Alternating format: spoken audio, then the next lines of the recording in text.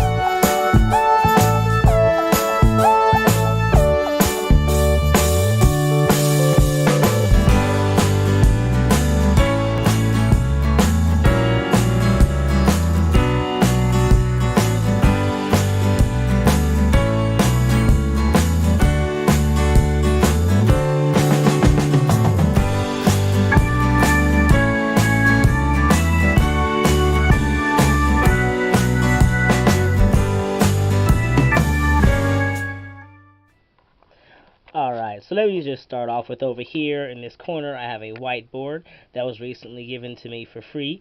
I'm planning on putting all of my feeding schedules and substrate changes and all that just on there so I can keep track of it.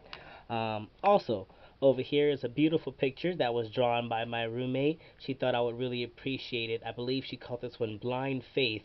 And it's just, you can't really see the details as much as I would like you to, but, you know, this person kind of has the tail of the snake wrapped around their eyes, and she's smiling, and she looks content, and the snake looks content, and I don't know, I just like it a lot, and I'm glad that she gave it to me, and I have it hanging up right by my door as I enter my room. So, alright.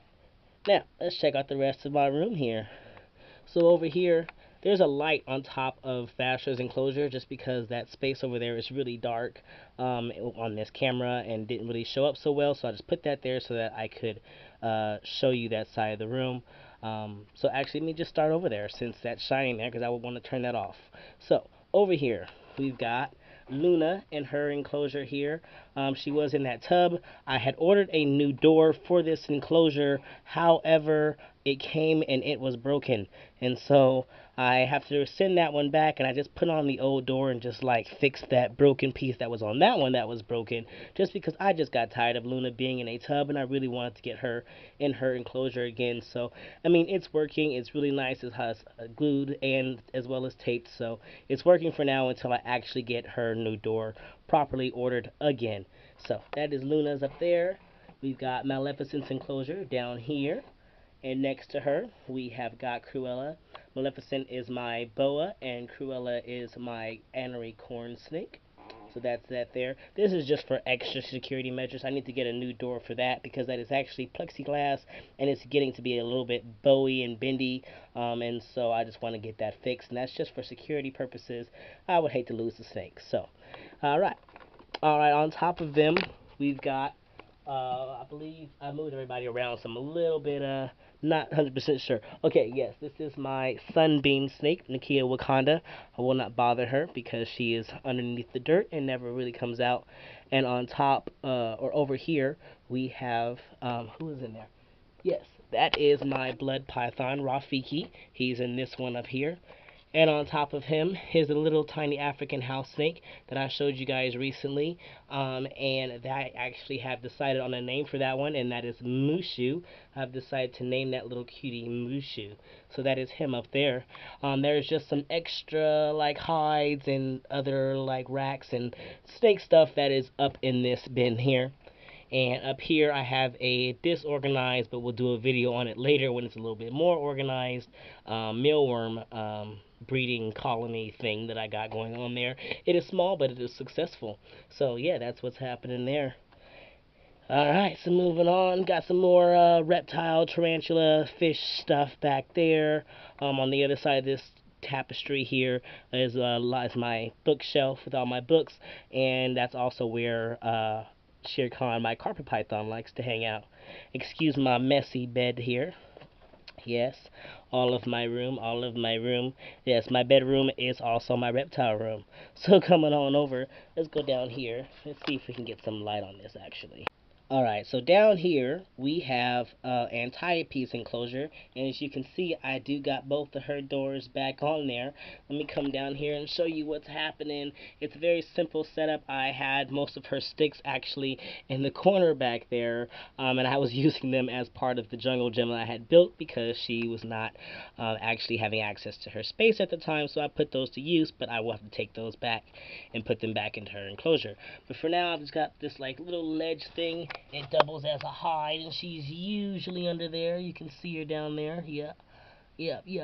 I have this tub thing in there because until I get this set back up, she actually did not have a way to reach her radiating heat panel that is up there, and so I had to actually put something there so she could get up there and reach that and get some warmth. So that is why that is in there, but once I get this situated better, there will be something else that actually is utilized for that so that she can reach her radiating heat panel. So yeah, she is not on any substrate because I didn't have quite enough to do her very large enclosure here, and I also need to do something about the ledge of that so that it would actually hold in the substrate, because right now it would just all fall out.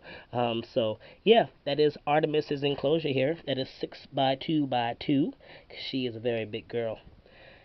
And on top of Artemis's enclosure is we've got these two tubs here. Oh, I see a shed in there, and that one there, you guys can sort of see it. Yeah, that is my rainbow boa Toph, and she is in that one. She did look cloudy, and I was thinking she was in shed, but she also is kind of hard to tell sometimes. But she definitely was, because there's a fresh shed in there that I will pull out in a second. And underneath her is my skeleton, and that is my Amazon tree boa in there. He is still very small, so he doesn't need a whole lot of space, but he still has the ability to do some climbing if he would like to, but also goes down to the ground when he wants to, which is frequently. So moving on over. In this enclosure here, which I need to rewrap the back of with some brown paper, is my alligator lizard. That is Sarabi's enclosure. You cannot see her right now. I just turned on all the lights, so she's not quite awake. But yeah, and down in front of her, I've got my two tarantula enclosures there. I've got a pink toe tarantula right there, Metallica pink toe, and she is an arboreal species. And then I have got my Crunk down here. That is Yzma, by the way. Crunk down here is my curly hair toe. He is the very opposite of her. As you can see, he has burrowed a hole. He has not quite opened up his hole yet. If you remember that video, he had closed it off and molted.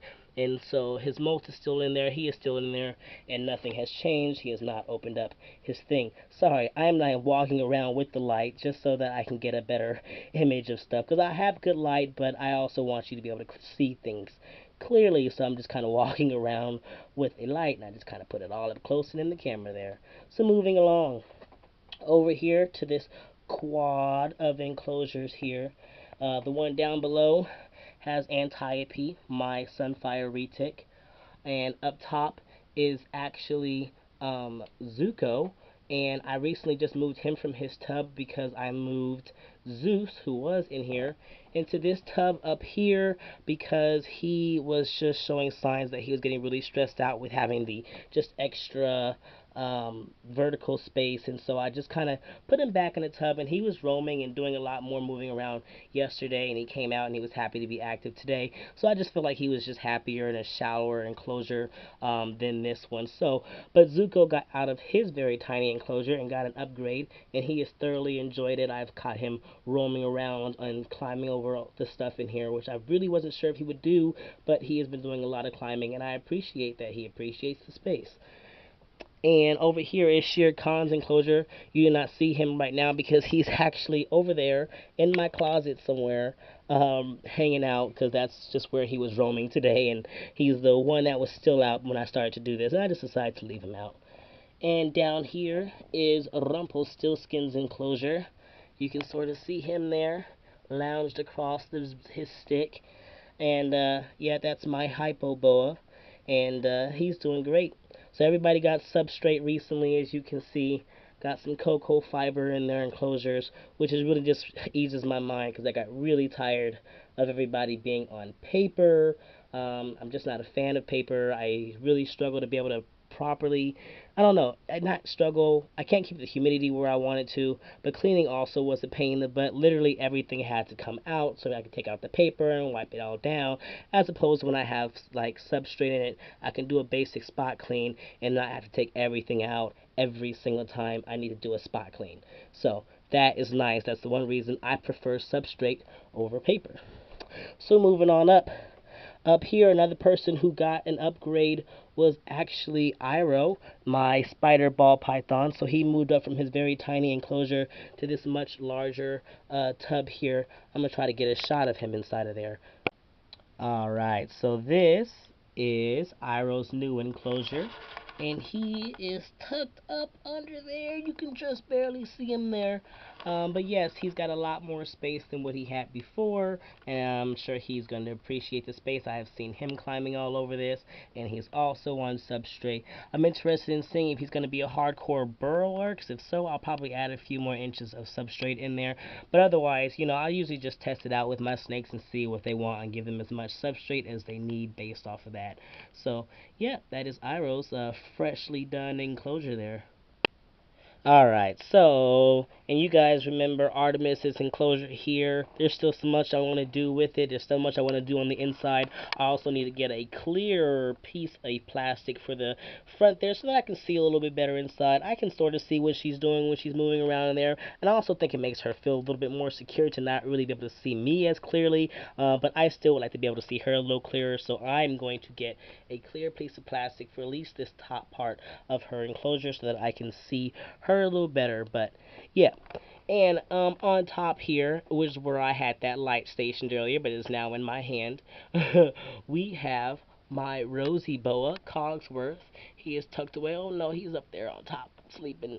So he's up there, and as well as over here, we have Lestat, who is my bull snake. Now, when I did my rearranging, I noticed that two of my heating pads were doing some really funky things, even on the thermostat. So I just didn't want to take any chances with that, so I stopped using them. But I didn't really have a heating source for these two when I did that. But I discovered that on top of Vastra's enclosure here, like back here in its back half, you will see it's kind of hanging off over this blanket as well as over the back. Now back there on the top with her light, it gets to be at about 85, 86, even 87 at times. And neither him nor Lestat really need high heat like that. So I think that's really perfect for them. It's a healthy temperature for them. They're a little less active with that because I noticed when they get up to 90, which I was trying to keep them at, they got really active and just like didn't seem to be able to settle and get comfortable.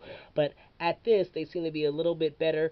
He gets to be waking up and active about this time of day, so it's not that he's uncomfortable. He's just waking up.